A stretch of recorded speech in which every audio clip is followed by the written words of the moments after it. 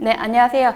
자, 2021년 국어 기본 이론반을 시작할 텐데요. 저희 반은요, 그냥 기본 이론반이 아니고 심화까지 같이 나가도록 할 거예요. 자, 그래서 오늘 수업하면서 중간중간 설명을 드리겠지만 수업이 끝난 이후에도 저희가 수업을 같이 배웠던 내용들을 점검할 텐데 어떤 식으로 점검할지는 좀 이따가 조금 설명드리도록 하고요. 처음에 좀 설명드릴 건 뭐냐면 우선 국어 시험이라고 했을 때 시험이 어떤 식으로 나오는지 좀 아셔야 돼요. 물론 시험을 보셨던 분들이라도 한 번 더 분석을 해야 돼요. 왜 그러냐면 경향이 좀 많이 변했어요. 무슨 말인지 볼게요. 자, 최근 한 5년간의 국어 시험을 기출문제들을 분석한 내역인데요. 한번 보시면 문법과 규법이 7문항에서 8문항, 비중이 한 40%를 차지해요. 합쳐놓으니까 좀 많아 보이죠? 자, 규범이라고 하는 건 뭐냐면 문법이라고 우리가 부르는 것들이 있죠. 언어의 규칙 같은 것들, 그런 것들을 법전처럼 정리해둔 게 규범입니다. 그러니까 한마디로 문법하고 규범은 비슷하다라고 생각하시면 되는데 이게 한 40%예요. 그 말은 또 뭐냐면 여러분들이 합격을 하겠다, 국어를 공부했다라고 말씀을 하시려면 이 부분은 꽉 잡고 들어가셔야 되고 요걸 놓치고 가면 합격이 그냥 좀 어렵다라고 생각하시면 돼요. 자, 그렇게 해놓고 옆으로 가시면은 문학입니다. 자, 문학이라고 하는 건 작가가 상상력을 더해서 만들어낸 허구의 작품들을 말하죠. 자, 문학이 약 4문항 정도가 나오고 있고요. 주로 어떤 식으로 출제됐었냐면 현대시, 현대소설, 고전시가, 그 다음 고전소설, 이런 식으로 각각 한 문제씩 나와서 4문제가 나오는 게 일반적이었어요. 자, 그리고 옆으로 가시면 자, 비문학입니다. 4문항에서 5문항이 나오고요. 25%를 차지합니다. 잘 보세요. 25%라고 말씀드렸어요. 최근 5년 정도의 경향입니다. 자, 그러면 여러분들 합격을 꼭 하고 싶다면 문법부터 비문학을 잘 하셔야 합격권에 드는 게 일반적이에요. 자, 그런데 자, 우리 두 영역이 더 남아있죠. 어휘와 한자라고 하는 영역이 남아있고요. 과거에는 3문항에서 5문항, 한자가 좀 많이 나왔을 때 5문항이라는 거고요. 5문항까지는 잘 안 나와요. 3문항에서 많아봤자 4문항이었는데 여기 한 15%를 차지합니다.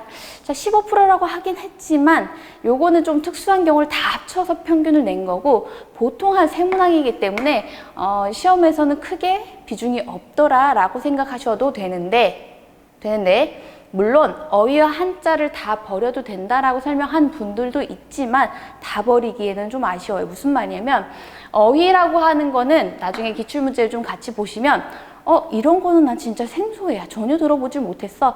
라고 하는 것들은 어쩔 수 없이 틀리더라도 한자 부분을 놓쳐서는 합격이 조금 또 어려울 수가 있어요. 왜 그러냐면 여러분들 중에는 문학을 잘 하시는 분들도 있지만 문학을 잘 못하시는 분들도 있어요. 여러분들 중에는 비문학을 잘 하시는 분들도 있지만 비문학을 잘 못하시는 분들도 있어요. 그 말은 여기서 만점이 안 나올 걸 대비해서 어휘나 한자에서 한두 문제는 맞아야 되더라 라는 겁니다. 자, 이게 과거의 영역 분석이라고 말씀드렸고요. 2020년의 경향을 한번 같이 보자고요. 자, 시험이 끝나고 여러분들이 좀 많이 연락을 주셨어요. 과거에 공부하셨던 분들이 많이 연락을 주셨는데 어떤 분들은 좋은 소식을 많이 전해주셨고요. 어떤 분들은 좀 조금 아쉬웠다라는 말들도 하셨고 어떤 분들은 접수했다면 합격했을 텐데 접수를 안 했다라는 경우도 있었어요. 그런 것도 접수할 때도 제가 타이밍에 맞게 설명을 좀 드릴 건데 자, 그분들의 내용을 조금 들어보면은 작년에 작년이게 되겠죠, 이제. 올해지만 어쨌든. 2020년에 시험을 보셨던 분들 중에서 합격을 하셨던 분들은 주로 어땠냐면 비문학을 좀 잘하셨어요. 무슨 말인지 알겠죠? 아까 몇 %였어요? 25% 정도 또는 20% 정도라고 말씀드렸어요. 비문학이요. 자, 근데 2020년이 되니까 어때요? 비문학이 4문항에서 5문항이 아니고 9문항이에요. 20문제 중에 9문항이에요. 무슨 말인지 알겠죠? 비문학의 비중이 굉장히 많아졌어요. 그래서 내가 비문학을 원래부터 좀 잘한다라고 하면 좀 유리할 수 있어요. 그렇다고 뭐 문법을 안 하겠다, 뭐 문학을 안 하겠다, 뭐 한자를 안 하겠다, 그럼 합격이 안 되는 거는 뭐 맞고요. 근데 좀 유리하다는 거죠.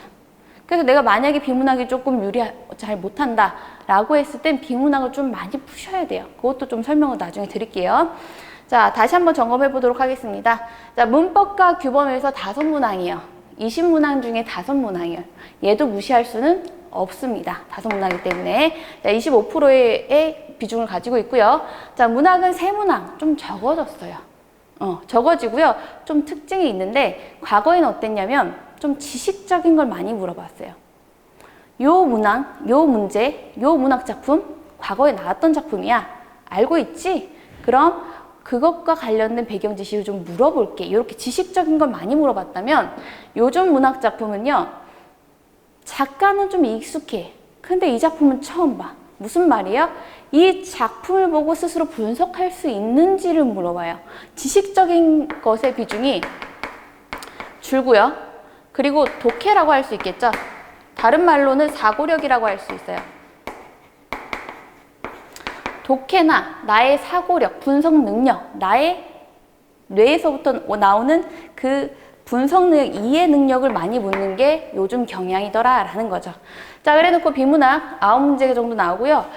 비문학의 지문은 조금 길어졌어요. 과거보다. 과거에 비하자면 길어졌지만 의외로 많이 어렵지는 않은데 함정같이 내는 문제들이 좀 나오더라 라는 겁니다. 기출문의 그 분석반에서 좀 말씀을 드리겠지만 오늘은 이 정도로 말씀드릴게요. 자, 그 다음에 어휘와 한자는 세 문항 정도가 나오는데 어휘는 거의 안 나오는 수준에 그치고 있어요. 잘 안 나와요. 나오더라도 충분히 문맥 속에서 파악할 수 있는 정도로 나오고 있고요. 한자의 비중이 오히려 많더라라는 거예요. 그래서 여러분들은 한자를 하셔야 되는데 제가 한자라는 말을 하게 되면 여러분들은 바로 무슨 생각을 하시냐면 한자는 그림 같아, 한자는 어려워, 한자 하기 싫어 이런 얘기를 많이 하시더라고요. 걱정하지 마세요. 이 한자라고 했을 때는 주로 이렇게 나와요. 한자어가 있고요. 한자 성어가 있어요. 근데 작년에 문제 보셨던 분들 문제를 한번 풀어보시면 아시겠지만 권토중래 뭐 이런 것들 무슨 말이냐면 권토중래 지금 처음 들으셨기 때문에 오 뭐야 권토중래가 라고 하실지 모르겠지만 권토중래라고 하는 한자 성어는 과거부터 무진장 많이 나왔어요. 그래서 제가 과거부터 한 10년치의 한자 성어를 정리해 가지고 한 4장짜리로 요약해서 드려요. 많이 나왔던 최민출 한자성어 그 4장 속에 들어있었어요. 그렇기 때문에 무슨 말이냐면 이 한자성어 영역은 출제자가 안 낼 수 없기 때문에 내긴 내지만 내는데 너무 희한한 것들 정말 우리가 정말 절대 못 알아듣는 그런 거 말고 우리 기출문제에서 충분히 봤던 것들 우리 일상생활에서 좀 쓰는 것들 자주 나오는 것들 위주로 나온다는 거예요. 그럼 여러분들이 충분히 학습, 충분히 복습 만 하시면 요건 맞출 수 있다는 거죠. 문제가 되는 건 얘입니다. 얘인데 한자어라고 하는 건 뭐냐면 2글자짜리, 3글자짜리 그냥 우리 한자에서부터 만들어진 말들을 한자로 쓸 수 있니? 올바르게 쓸 수 있니? 이런 것들을 물어봐요. 뭐 사고라든지. 근데 요 한자어도 출제 비중이 적어지고 있어요. 한 문항이 나올까? 아예 안 나올까 하면서 쉬운 쪽으로 좀 돌려가지고 시험 문제를 내고 있어요. 그러니까 정리하면 이렇게 돼요. 아까 보셨던 것과 비슷해요. 요 세 영역은 무조건 잡고 가셔야 돼요. 잡고 가는데 비중이 과거에는 문법 쪽에 있었다면 요즘은 어디로 간다? 비문학 쪽으로 간다는 거죠. 그럼 내가 내 사고력을 분석하고 사고력을 좀 키워서 문제를 맞추면 되는데 이거는 연습한다고 안 될까요? 아니에요. 연습하면 돼요. 어느 부분에서 핵심이 나오고 그리고 어디에 함정을 파는지를 좀 아시면 여기를 맞출 확률이 높아진다는 거죠. 그래 놓고 여기만 가지고는 45%잖아요. 45%이기 때문에 합격이 어려운데 뭐에서 채워야 되냐? 문법, 그리고 문학. 요 세 영역을 잡으시고 그 다음에 어휘 부분은 제가 올해는 강조하지 않을 거예요. 왜? 잘 나오지 않은데 그것에 비해서 시간 투자는 많으니까. 하지만 여러분들한테는 따로 학습하실 수 있게끔 프린트는 정리해 놨어요. 과거에 잘 나왔던 어휘 요거 나눠 드릴 거예요. 그렇기 때문에 학습은 하실 수 있게 도와드리지만 제 생각에는 여기 비중을 두지 마시고 어디로 옮기느냐? 나의 짜투리 시간은 한자에다가 할애하겠다라고 생각하세요. 특히 어디요? 한자, 성어를 확실하게 정리하겠다라고 생각하시면 돼요. 그렇다면 여러분 충분히 합격권까지 갑니다. 이거는 행정직이고 기술직이고 공통사항이에요. 그래 놓고 나는 기술직이야. 직렬별로 좀 차이가 있어요. 왜냐? 행정직은 공통 과목이 굉장히 비중이 중요해요. 국어, 영어, 한국사 비중이 굉장히 중요해요. 근데 기술직은요, 전공 비중이 조금 더 중요해요. 그래서 나의 합격권 목표 점수를 정하시는 게 중요한데, 예를 들어서 가정치예요. 좀 과하게 설명을 한번 드려볼게요. 행정직이라고 하신다면, 내가 행정직을 준비하고 있다라고 하신다면 85점 이상인 건 맞아요. 85점 이상의 국어 점수를 맞아야 되는 건 맞는데 목표치는 90점으로 잡아주세요. 그래야 시험이 너무 쉽게 나오거나 또는 내 90점 목표치를 잡아놓고 한두 문제 틀릴 수는 있거든요. 그렇기 때문에 목표치는 90점으로 잡아놓고 85점 이상 맞겠다라고 생각하시는 게 좋아요. 그때 시험에 따라 조금 차이는 있겠죠? 자, 하지만 기술직은요. 기술직도 조금 직렬별로 좀 차이는 있어요. 하지만 우리 공통적으로 하는 얘기는 뭐냐면 70점. 뭐야, 70점 행정직에 비해서 점수가 낮잖아. 그게 아니고 여기 공부할 시간에 조금 전공 쪽으로 옮겨서 학습하시면 된다라는 얘기예요. 전공이 어렵게 나오기 때문에. 자, 제가 우선은 간단하게 이렇게만 설명드렸지만 여러분들 개개인마다 고민들이 많더라고요. 매해 제가 준비할 때 여러분들과 만날 때마다 나는 요직렬인데 뭐 조경직인데 나는 뭐 건축직인데 저는 7급을 준비하는데 고민들이 많더라고요. 그래서 제가 하나만 설명드릴게요. 사실 뭐 많은 강사들이 수업을 잘하고 끝내는 게 일반적이에요. 하지만 저는 이제 실강으로 여러분들을 만나고 또 인강으로 여러분들을 만나다 보니까 여러분들이 가지고 계시는 고민이 공부하는 시간에까지 미치더라는 생각이 들어서 이렇게 할게요. 무슨 말이냐면 매주 제가 여러분들한테 강의 찍을 때마다 어떤 미션을 드릴 거예요. 선생님 이런 거 해주세요. 이런 걸 해오세요. 라고 할 거고 특히 코로나 요 상황 때문에 실강을 올해는 진행을 아마 못하게 될 것 같아요. 그렇기 때문에 인강으로 서로 소통을 많이 해야 될 것 같아요. 왜냐면 또 인강이라고 하는 건 조금 단점이 있는데 제가 기존에 뭐라고 설명드렸냐면 실강을 꼭꼭 참여하세요. 그리고 늦지 말고 오세요. 이런 얘기들을 많이 했어요. 물론 늦으신 분들은 없었지만 그렇게 한 이유는 뭐냐면 인강을 듣게 되면 어느 순간 나의 마우스가 요 왼쪽에는 안효선을 띄워놓고 요 오른쪽에는 다른 걸 하나 띄워놓는 이런 습관이 생길 수가 있어요. 왜냐? 조금 그만큼 긴장감 쪼는 맛이 없다는 거죠. 그렇기 때문에 여러분들한테 강의하다가 중간에 어떤 미션을 드릴 거고 그 미션을 참여하셔야 되는데 그래야 제가 열심히 하고 있구나, 이게 부족하구나, 조금 상담을 해야겠구나 이런 생각을 할 거거든요. 그래서 어떤 식으로 할 거냐면요. 지안에듀 홈페이지를 들어가시면 뭐 여러분이 해당하는 직렬 누르시면 되겠죠. 행정직 또는 기술직 누르셔가지고 다 아시겠지만 행정이면 행정, 기술이면 기술 누르신 다음에 교수 소개가 있을 거예요. 위에 탭을 보시면 교수 소개가 있을 건데 교수 소개를 안 누르시고 그냥 제 얼굴 바로 누르셔도 상관은 없어요. 자, 교수 소개 누르시고 제 이름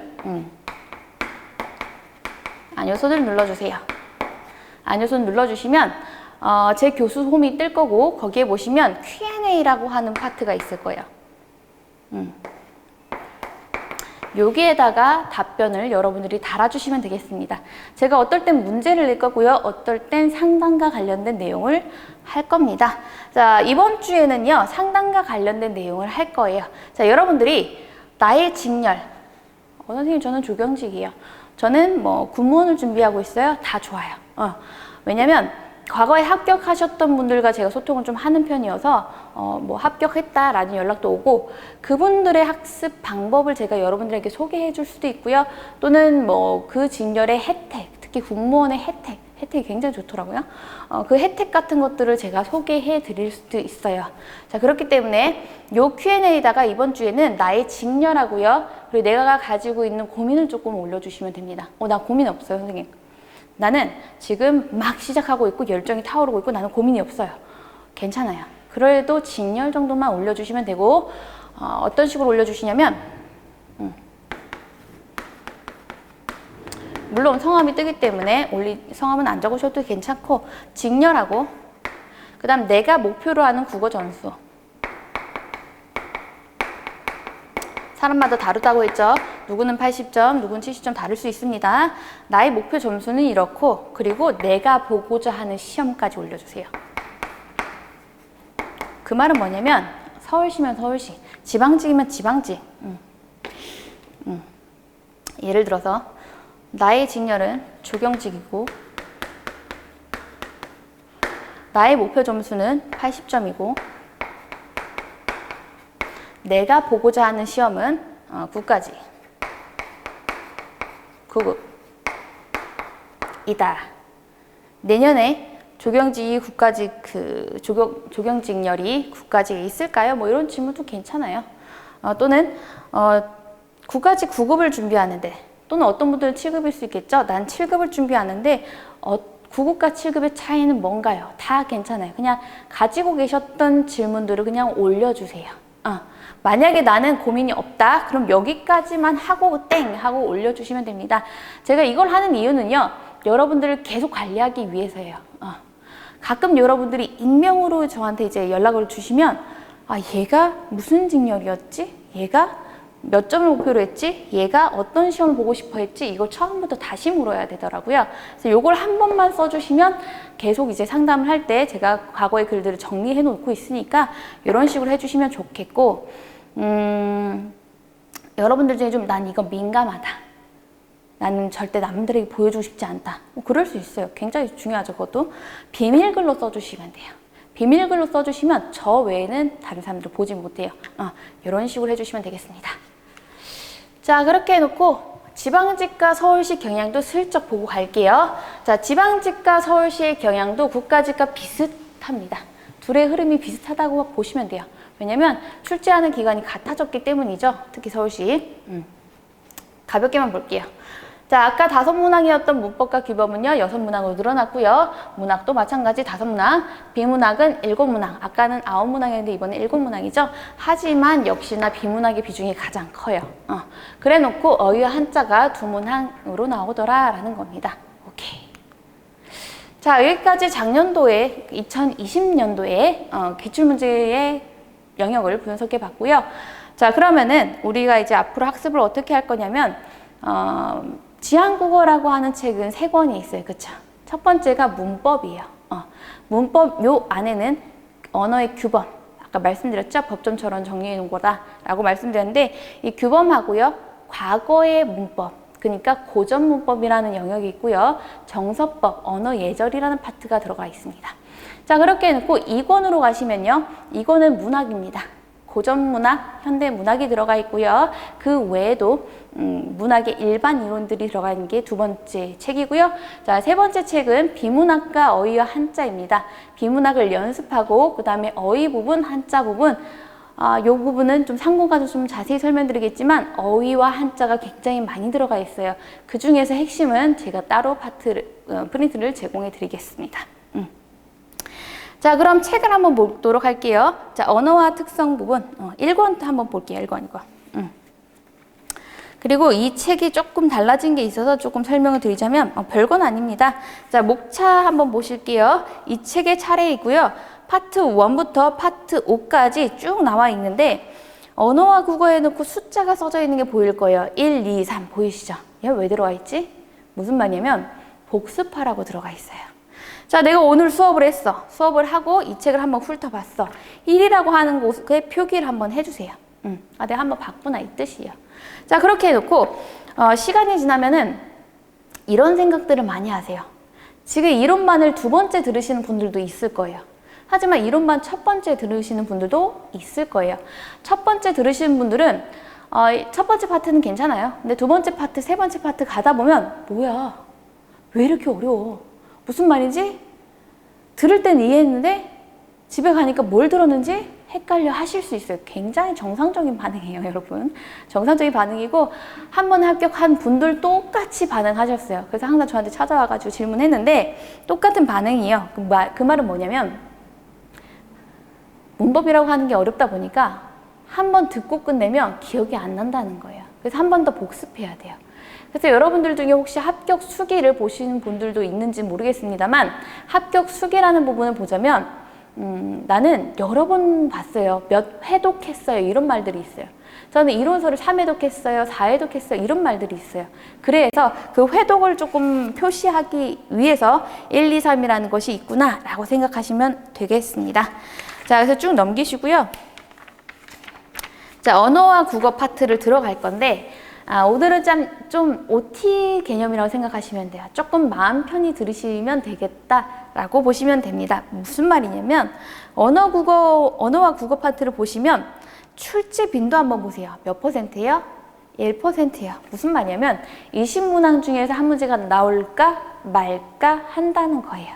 그렇기 때문에 좀 가벼운 마음으로 들으시는데 이 영역에서 한 문제가 나오면 한 문제도 그 한 문제를 절대 틀리면 안 돼요. 왜? 남들 다 맞추니까 라는 뜻이에요. 어렵지 않고요. 많이 출제는 안 되지만 나왔을 땐 틀리면 안 되는 파트더라 라고 생각하시면 되겠습니다. 자, 한 장 넘기셔서 6쪽으로 갈게요. 자, 언어의 특성입니다. 자, 가보도록 하겠습니다. 요거는 좀 가관이면 넘길게요. 왜냐면 제 말이 좀 오늘 많았기 때문에 나중에 다시 설명을 드리도록 하고요. 요럴로 가겠습니다. 자, 언어와 국어 파트. 출제 빈도는 1%더라. 자, 그렇게 해놓고 좀 설명을 좀 가볼게요. 자, 우리가 문법이라고 하는 걸 배울 건데 문법이 과연 무엇을 가르치는 거죠? 그렇죠. 언어의 규칙을 설명하는 게 문법입니다. 언어의 규칙. 자, 그럼 언어가 뭔지를 좀 배워야 될 거예요. 그렇죠? 언어가 뭔지. 언어라고 하는 건 우리가 의사소통을 하는 도구예요.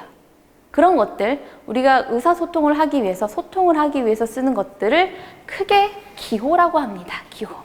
뭐 모스보호도 기호예요. 그걸 통해서 이 사람이 SOS를 치는지, 어떤 위기 상황에 있는지, 어떤 상황인지 얘기를 해주죠. 그것도 의사소통이에요. 그 사람과 내 뜻과 내가 그 사람의 뜻을 전달받는 이런 게 언어라는, 기호라는 거예요. 그렇죠? 기호 중에서 언어는 문자 또는 말을 통해서 의사소통을 하는 건데 이 언어라고 하는 거의 구성 요소를 보니까 두 가지로 이루어집니다. 자, 내용과 형식으로 이루어져요. 뭐야? 뭐 저렇게 힘줘서 얘기하실진 모르겠지만 이게 굉장히 중요해요. 앞으로 나올 언어의 특성에 가서 요걸 아셔야 좀 이해가 쉽습니다. 다시. 언어라고 하는 건 의사소통의 도구인데 이 언어는 내용과 형식으로 이루어집니다. 내용은 뭐예요? 의미예요. 내가 전달하고 싶은 사고, 생각, 머릿속에 있는 것 있죠. 그게 바로 의미예요. 나의 뇌 속에 있는 요거, 생각. 자, 그러면 내가 생각만 해서는 저 사람한테 내 의사소통을, 내 뜻을 전달할 수 없어요. 왜? 우린 텔레파시를 하지 못하잖아요. 그렇죠? 자, 그렇기 때문에 내가 가진 생각을 저 사람한테 어떻게 전달할 거냐? 그걸 형식이라고 하는데 이 형식은 두 가지로 이루어져 있죠. 제가 말로도 전달할 수 있어요. 그쵸? 말소리. 그리고 제가 적어가지고 여러분들한테 보여줄 수도 있어요. 그쵸? 문자. 이렇게 이루어지더라라는 겁니다. 자, 다시요. 언어는 내용과 형식으로 이루어집니다. 이것만 머릿속에 우선 넣으세요. 좋아요. 자, 그럼 우리가 말소리와 문자가 언어의 형식이더라 라고 했는데 그 둘의 차이를 슬쩍만 볼게요. 이 부분은 시험에 잘 나오진 않아요. 그냥 기본적으로 뭐네? 이 정도만 이해하시면 되는데 자, 음성 언어의 특징을 우선 볼게요. 사람이 있을 겁니다.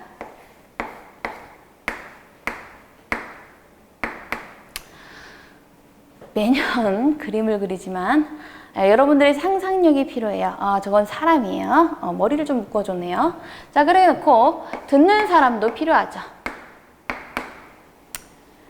말을 한다는 건 말하는 사람이 필요하고요. 들어주는 사람이 필요한다는 거예요. 말소리라고 하는 건. 자, 말소리라고 하는 건 음성 언어인데 이렇게 듣는 사람 화자라고 표현할게요. 그다음 말하는 사람 화자라고 표현할게요. 그리고 듣는 사람 청자라고 표현을 할게요. 최소한 2명이 모여줘야 되고요.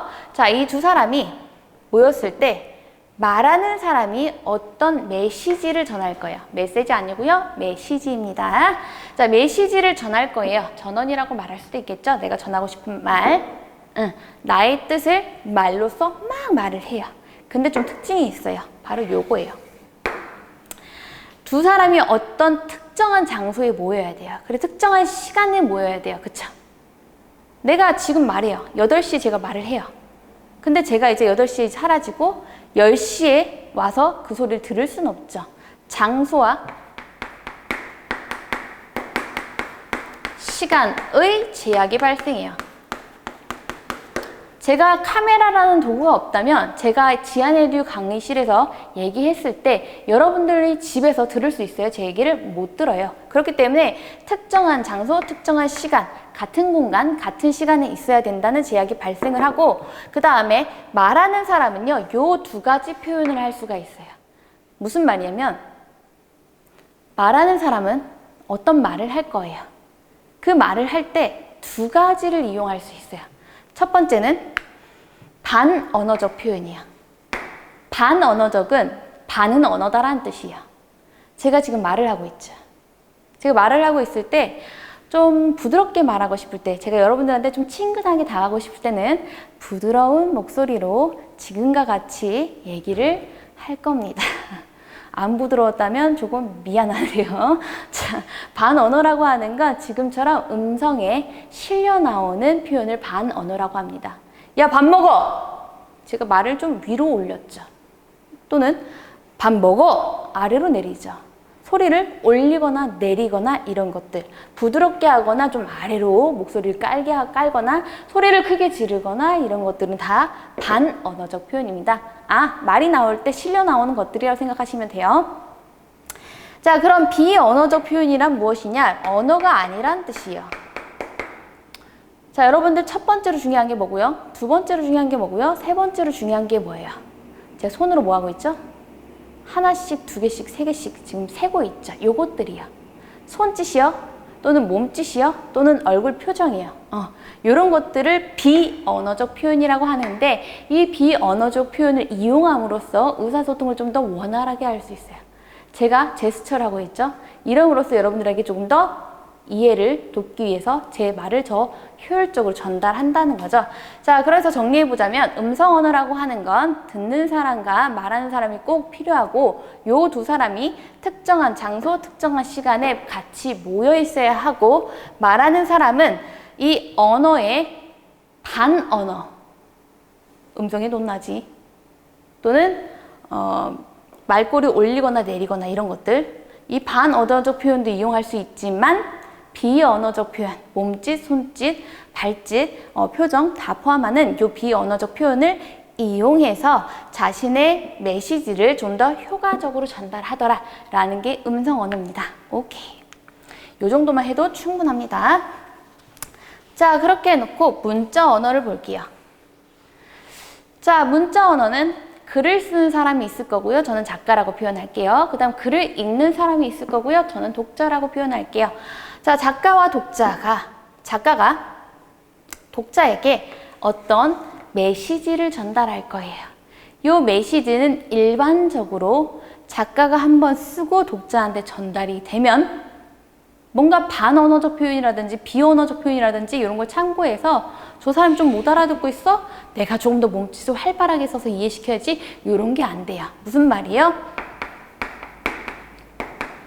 반언어적 표현은 안 되고요. 비언어적 표현을 이용할 수가 없어요. 좀 더 일방적이에요. 작가가 쓰면 독자는 그냥 읽는 거예요. 좀 더 일방적인데 의사소통의 방식이. 그리고 요거의 장점은 뭐냐면 시간과 공간의 제약이 비교적 없습니다. 제가 지금 오늘 2020년에 글을 써요. 그리고 3년 뒤에 어떤 사람이 그 책을 산다면 그 책을 볼 수 있어요. 그쵸? 시간의 제약을 뛰어넘죠. 그리고 제가 지안에 뒤에서 책을 썼는데 미국에 있는 사람이 또는 일본에 있는 사람이 그 책을 읽을 수가 있죠. 그럼 시간과 공간의 제약이 없다라고 보셔도 된다라는 거죠. 자, 오케이. 자, 여기까지 해놓고 6쪽 살짝 볼게요. 지금 뭐 한 거냐면 언어의 정의 부분을 다 끝낸 거예요. 제가 좀 힘주어 말을 했습니다만 이 부분에서는 문제가 한 문제 정도 기출이 됐다라는 거예요. 잘 안 나온다는 거죠. 기출된 영역은 음성 언어와 문자 언어 이 부분이 있고요. 음성 언어와 문자 언어의 차이 정도 이해하시면 되겠습니다. 자, 그렇게 해놓고 저희는 더 중요한 걸로 갈게요. 자, 아래쪽으로 가시면 이 언어의 특성이라고 되어 있죠. 그래 놓고 좀 보이시나요? 2019 서울시 9급, 2018 국가직 7급 어쩌고저쩌고 쭉쭉쭉 나와 있죠. 기출이 여기서 많이 됐다는 뜻인데 이것도 공간이 좁아가지고 이렇게 표기했을 뿐 무진장 이쪽에서 많이 나오더라 라는 겁니다. 자, 여러분들이 하셔야 될 건 이 부분이고 별표 하나 쳐주시면 되겠습니다. 자, 6쪽에 있는 표는 나중에 한번 보도록 하고요. 여러분들은 7쪽으로 오세요. 6쪽의 표를 좀 더 자세히 설명해 놨죠. 7쪽이. 자, 우리가 언어라고 하는 걸 지금 배우고 있는데 이 언어의 특성은 이렇게 쪼개집니다. 자, 첫 번째 특성 먼저 가도록 할게요. 자, 첫 번째 특성에 좀 별표도 쳐두세요. 왜냐면 중요하기 때문에 그 아래쪽에 보시면 심학습이라고도 되어 있죠. 중요해요. 자, 언어의 특성이라고 했을 때 절반은 얘 때문에 배우더라 라고 생각하셔도 되는데 자, 한번 볼게요. 자의성입니다. 자의성.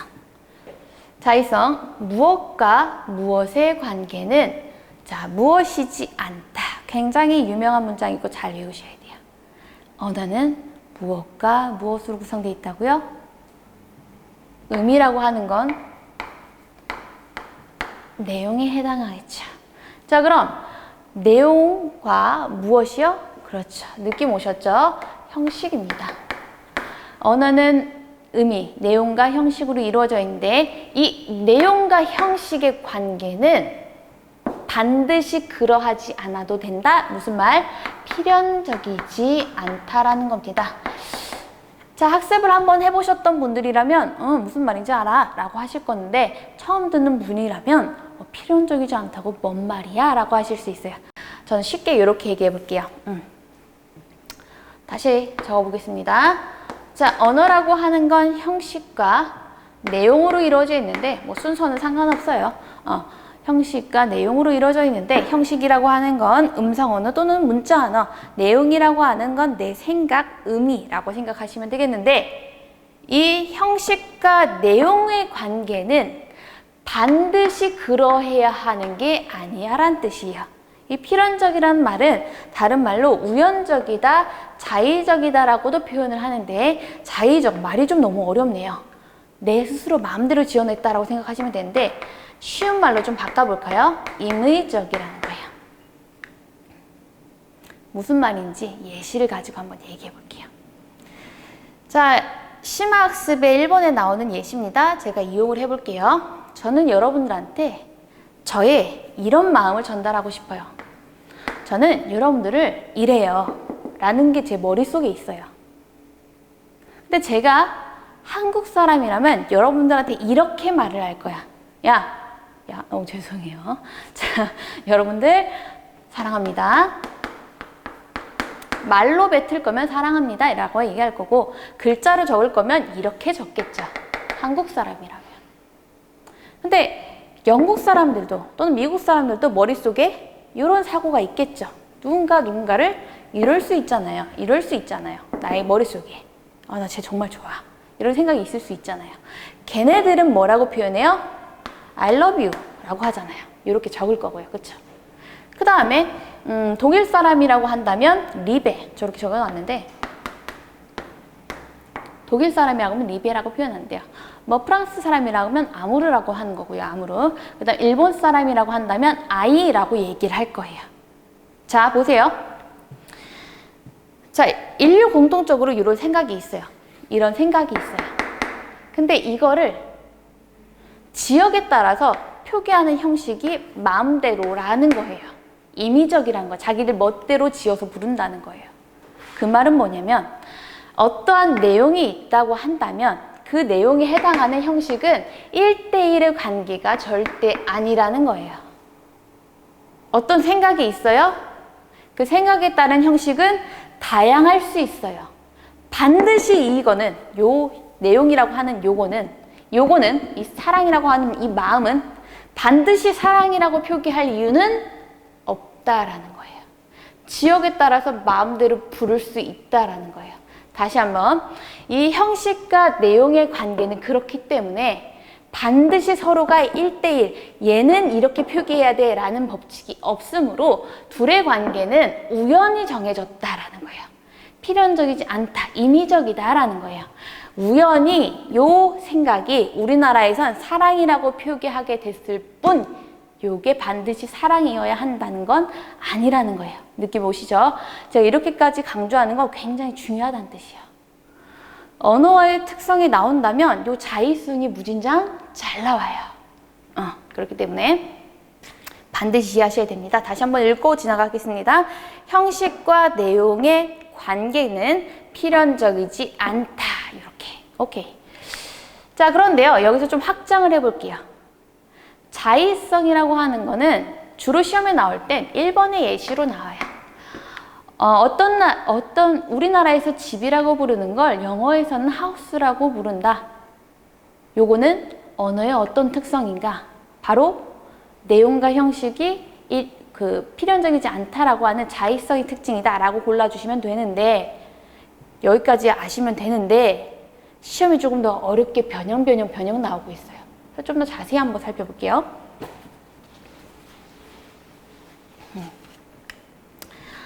자, 자의성이라고 하는 것은 여기에도 적용됩니다. 무슨 말이냐면 요거예요. 자, 과거에 우리가 예쁘다라고 부르는 것들이 있죠. 그걸 어여쁘다라고 불렀는데 어여쁘다. 그 어여쁘다라고 하는 게 과거에는 예쁘다, 뷰티풀의 뜻이 아니었어요. 과거에는 불쌍하다라는 뜻이었어요. 어여쁘다라고 하는 게 과거에 불쌍하다라는 뜻이었는데 이젠 예쁘다의 뜻으로 변화했어요. 그것도 자의성의 예시가 될 수 있어요. 무슨 말이냐면 형식이 어여쁘다예요. 선생님, 우리는 어여쁘다를 예쁘다라고 적지 않습니까? 어여쁘다. 이쁘다도 괜찮아요. 예쁘다도 맞고요. 이쁘다도 표준어입니다. 근데 어쨌거나 예쁘다라고 적지 않나요? 이거 조금 나중에 설명드릴게요. 이건 조금 이따 설명드리고 우선 어여쁘다를 좀 볼게요. 어떠한 형식이 있어요. 이 어여쁘다라고 하는 게 과거에는 불쌍하다라는 뜻이었어요. 어여쁜 백성이, 불쌍한 백성이라는 뜻이에요. 근데 요즘 무슨 뜻이라고요? beautiful. 예쁘다라는 뜻이라고요. 자, 보세요. 제가 아까 보셨겠지만 1대1이라고 써놨어요. 이렇게 써놓은 이유가 있어요. 여러분들은 1대1이라고 하는 걸 잘 기억을 해두시면 되는데 어떠한 형식에 대해서 그 의미가 1대1의 관계가 아니죠. 그 말은 뭐냐면 이 형식이 반드시 이 뜻이어야 한다는 게 아니라는 거예요. 둘은 필연적인 관계가 없다라는 거죠.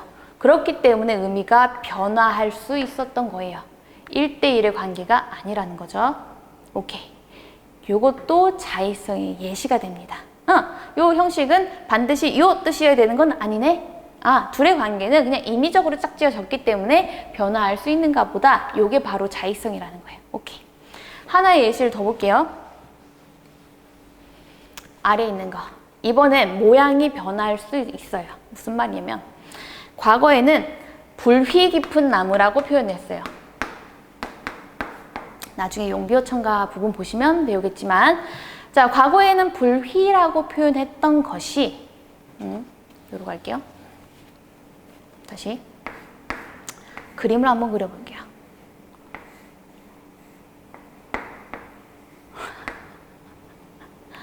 갑자기 웃음이 나는데 이게 나무예요. 여러분들의 맑고 깨끗한 정신에는 요것이 자, 나무로 보일 텐데 자, 요 뿌리를 표현하고 싶었어요. 우리 나무의 뿌리라고 하죠.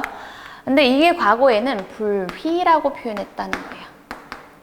근데 시간이 지나서 뿌리라고 표기하기 시작했습니다. 뭐 한 거죠? 하나의 의미죠. 하나의 뜻이죠. 요거에 해당하는 형식이 변화했다는 거예요. 둘의 관계는 1대1의 관계가 아니고 그렇기 때문에 얘네들은 임의적으로 이런 형식을 썼을 뿐 얼마든지 변화할 수 있다. 요것도 자의성의 예시가 되더라라는 겁니다. 하나 더 볼게요. 자, 시험에 나왔던 예시입니다. 제가 일부 막 쓰는 건 아니고 시험에 나왔던 예시예요. 자, 요런 예시를 볼게요. 과거에 얘도 좀 알고 계셔야 돼요. 물론 훈민정음이라고 하는 나중에 어떤 책을 분석할 때 다시 설명드리겠지만 과거에는 이런 말이 있었어요. 대충 우리 발음으로는 전차 이 정도 발음하시면 되는데 전차라는 말이 있었어요. 전차. 근데 요 형식이 지금도 남아있나요? 없어요. 이 전차라고 하는 녀석의 뜻을 보자면 까다 또는 뭐 이유 요 정도에 해당하는 단어예요. 어떠한 까닭이다, 어떠한 이유다를 설명할 때 전차라는 말이 있었는데 이 말이 소멸, 없어져 버렸다는 거죠. 없어졌지만 요거에 해당하는 의미를 표현하는 수단은 남아있죠. 전차 대신에 우린 까닭이란 말을 쓰면 돼요. 전차 대신에 우리는 이유라는 말을 쓰면 돼요. 그 말이 뭐냐면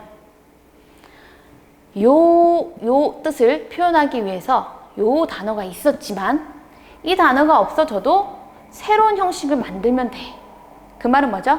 어떤 내용에 해당하는 형식이 반드시 뇌야 한다는, 이 녀석이어야 한다는 정해져 있는 게 없기 때문에 요 두 형식은, 요 형식과 요 의미는 임의적 관계이고 그래서 새로운 단어 만들어내면 충분히 이 의미를 소화할 수 있는 거죠.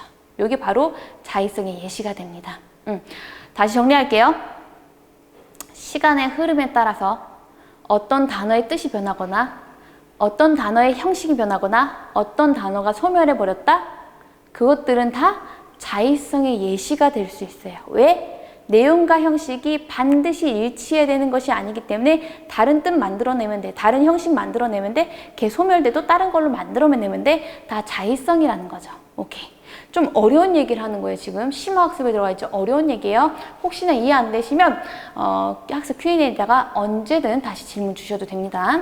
좋아요. 자, 2번까지 설명했고요. 자, 3번 슬쩍만 볼게요. 자, 3번, 4번 하고 좀 쉴게요. 조금만 힘내세요. 좋아요. 자, 3번 한번 보도록 하겠습니다. 여러분 책을 보시면 의성어, 의태어라는 말이 들어가 있을 거예요. 나 이거 처음 보는데 괜찮아요.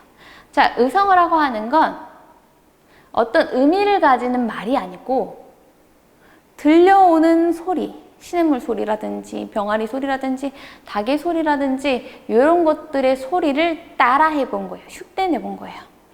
닭이 울어요. 꼬끼요, 꼬꼬꼬꼬 막 울어요. 자, 우리가 그런 소리를 듣고서 그 닭의 소리를 꼬끼요, 꼬끼요 우는 것 같은데 라고 적으면 그게 의성어예요. 이번에 의태어 해볼게요. 어떤 움직임을 흉내 내본 거, 소리로 흉내 내본 거예요. 무슨 말이냐면 애기가 막 걸어가고 있어요. 아기가 아장 걷네. 모습, 태자가 모습이거든요. 아기가 아장 걷네. 모습을 흉내낸 소리이다. 의태어라고 해요. 나비가 나폴 날아다닌다. 마찬가지예요. 의태어죠. 나비가 날아다니는데 소리가 들리진 않잖아요. 그 모습을 소리로서 흉내내본 거 의태어. 어떤 녀석이 소리 내는 걸 따라해본 거 의성어라고 해주시면 돼요. 오케이. 자, 두 개를 합쳐서 음성상징어라고 부릅니다. 문학 가서 다시 한번 해볼게요. 오늘은 가볍게 할게요. 음성상징어. 음성으로 뭘 상징했다는 뜻입니다. 자, 그렇게 해놓고 닭이 우는 소리를 한번 볼게요. 좀 어려운 얘기 할 거예요. 첫 시간부터 조금 어려운 얘기를 하지만 여러분들 기출문제를 한꺼번에 지금 풀고 있다고 생각하시면 됩니다. 자, 한국 사람들은 닭의 소리를 꼬끼요라고 했어요. 자, 근데 미국 사람들은 영국어는 또 꼬끼요, 꼬들두라고 표현해요. 그리고 여기 좀 하나 나와 있죠. 이번에 프랑스어인가요? 프랑스어는 꼬꼬리 꼬라고 말을 해요. 닭의 울음소리에 대해서 한국 사람은 이렇게 표현하고요. 영국 사람은 뭐 꼬끼오 꼬돌도 표현하고요. 프랑스어는요. 프랑스어니까 P라고 쓸까요? 영어니까 잉글리시로. 프랑스어는 또 이렇게 표현해요. 나라마다 닭소리를 표현하는 방식이 다르다는 거죠. 닭소리라고 하는 머릿속에 있는 나의 사고, 생각, 의미, 내용이라고 하는 거죠. 언어의 내용. 이 내용은 나라마다 형식이 다양할 수 있더라. 무슨 성이라고요? 자의성. 오케이. 근데 요건 조금 이따가 좀 더 심화시켜서 발전시켜서 한 번 더 설명할게요. 오케이. 우선 4번까지 갈게요. 자, 동음어입니다. 다이어입니다. 자, 우선 명칭 슬쩍만 설명할게요. 자, 동음어라고 하는 건 소리가 같아요. 소리는 같지만 그 녀석의 뜻이 달라요. 무슨 말이야? 이렇게 볼게요. 배로 볼게요. 배.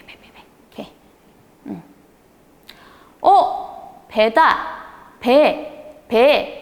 배라고 얘기한다면, 제가 그냥 배라고 말한다면 여러분들은 다양한 걸 떠올릴 거예요. 배? 우리가 먹는 사과 말고 배? 과일 얘기하는 건가? 배? 지금 배 아프다고 하는 건가? 내 신체 일부 얘기하는 건가? 배? 바다에 떠있는 저 선박 얘기하는 건가? 무슨 말이죠? 배, 소리는 똑같지만 그것에 해당하는 뜻이 다르다라는 거죠. 얘도 자의성의 예시가 될 수 있어요.